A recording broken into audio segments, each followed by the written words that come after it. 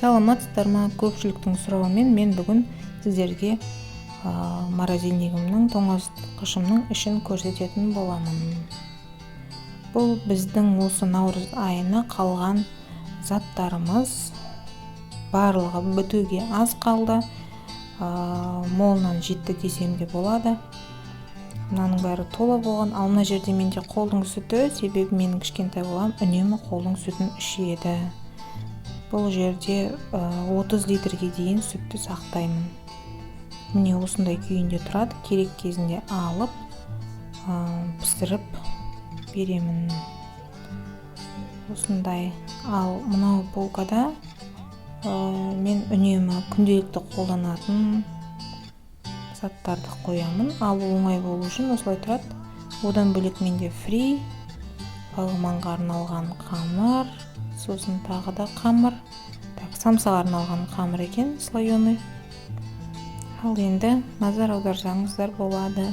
I close my eyes only for a moment and a moment gone.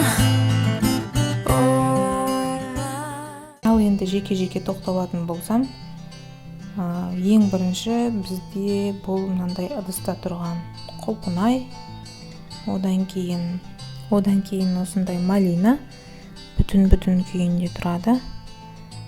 Голубцыға арналған болгар бұрыштары, одан кейін лимон мен қанттың араласқан вареньесі, бізде бәрі жақсы көреді осыны. Қайнатылмаған күйіндегі малинаның вареньесі, смородина, бұны да біз бәріміз жақсы көреміз.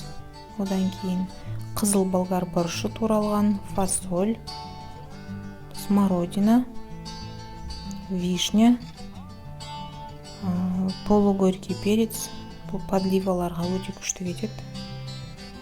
Стористерден көріп жүрген кукуруза, шанду, пиццаға арналған дөңгелек болып кесілген помидор және менің ең сүйікті томатым.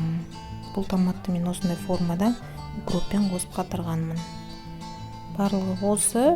Бұлардан бөлек менде слива болды. Халық аузында кеңінен таралған светофор болгар бұрыштары болды. Олардың барлығы таусылды. Назар аударғандарыңызға рахмет. Мұздатуды жазда жалғастырамыз.